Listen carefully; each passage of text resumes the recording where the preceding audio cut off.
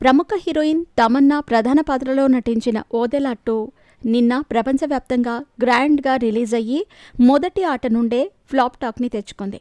Teaser, ట్రైలర్ని చూసి ఖచ్చితంగా ఈ సినిమాలో మంచి విషయం ఉంది, ప్రేక్షకులకు మంచి హారర్ థియేట్రికల్ అనుభూతిని ఇస్తుందని అనుకున్నారు. అయితే నాన్ థియేట్రికల్ రైట్స్ కూడా భారీ రేట్స్కి అమ్ముడుపోయాయి. ఈ సినిమాకు పెట్టిన బడ్జెట్ మొత్తం అక్కడే రీకవర్ అయిపోయింది. పొలిమేరా సిరీస్కి కథని అందించిన వ్యక్తే ఈ సినిమాకు కూడా కథని అందించటంతో ఖచ్చితంగా బ్లాక్ బస్టర్ అవుతుందని అనుకున్నారు.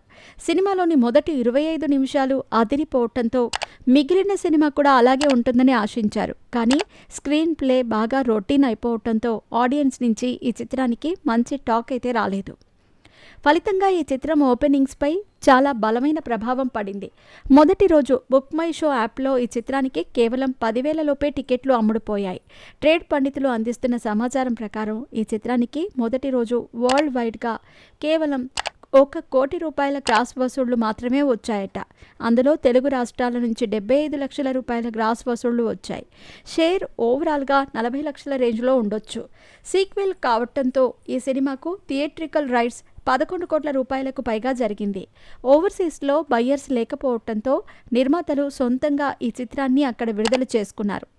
అక్కడ కనీస స్థాయి వసూళ్లను కూడా రాబట్టలేకపోవటం అందరినీ షాక్కి గురిచేసిన విషయం.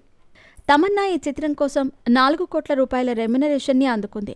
ప్రస్తుతం ఉన్న ట్రెండ్ని చూస్తూ ఉంటే ఈ సినిమాకు కనీసం 2 కోట్ల రూపాయల షేర్ వసూళ్లు కూడా క్లోజింగ్లో వచ్చేలా లేవు.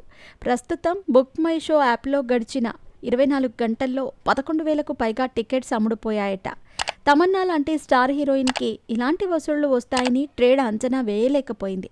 ఎందుకంటే హారర్ చిత్రాలకు మన ఆడియన్స్ నుంచి కనీస స్థాయిలో ఓపెనింగ్ వసూళ్లు వస్తాయి.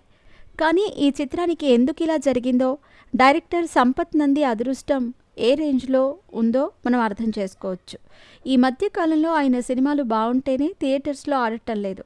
ఇక ఈ రేంజ్ డివైడ్ టాక్ వస్తే గనక ఎక్కడ ఆడుతుంది అంటూ సోషల్ మీడియాలో విశ్లేషకులు కామెంట్స్ చేస్తున్నారు.